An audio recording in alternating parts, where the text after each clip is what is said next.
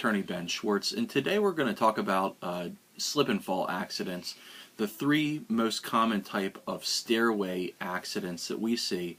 And what prompted me to want to talk about this today is that we're seeing an increased number of personal injury cases, at least I am in my law firm, resulting from accidents that occur on stairs.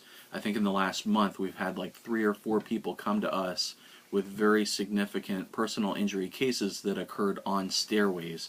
And so I just want to do a video, and maybe you're out there in the community watching this. Maybe you're a landlord, or maybe you're a property owner, maybe you have apartments or business, space that you lease to businesses. If you're a landlord and you see this, feel free to go check your stairways, because it would be great if the result of these videos could be that people take steps to prevent injuries, to prevent accidents before they happen, rather than coming to an attorney for for a personal injury case for compensation after they happen. So what are the 3 most common types of stairway accidents that we see? Number 1, the first most common type, I think, is accidents that occur on stairways due to some walkway surface defect.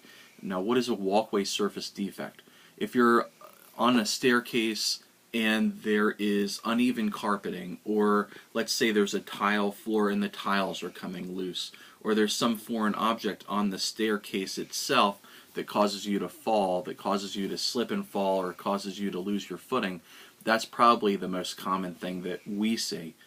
The second most common thing is handrail defects. So a staircase is required to have a handrail if it's over a certain number of steps high. And what we see is oftentimes there simply is no handrail, or the handrail is not properly fastened to the wall. It's loose. It doesn't give you the adequate support. The handrail is there for a reason. The reason it's there is to help stabilize the person as they go up and down the stairs. And if the handrail isn't reliable, if it isn't fixed and sturdy, then it's not going to stabilize the person in the event of a fall. The third most common thing that we see, the third most common cause of staircase accidents, stairway accidents that we see, is what's called riser height differences. So when let me draw a little picture for you on my little yellow sticky note. When you look at a staircase from the side, it looks something like this. And the riser height, the riser is what brings you up to the next tread. Sometimes when you look at staircases, the height of the riser differs from level to level. And if that's the case, that creates problems, because for a human being going up or down stairs, your brain assumes that the next step is the same height as the last step.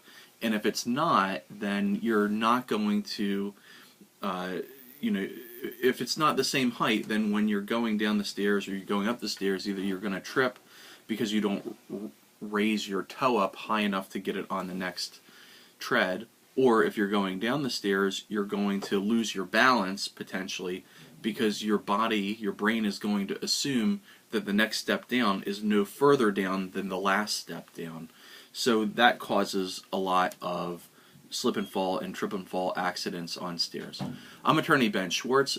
Like I said, hopefully if you're watching this and you own property, if you're a landlord, hopefully you're watching this and you can use this to take steps, pardon the pun, but take steps to fix any defects that are on your property before someone becomes seriously injured or worse.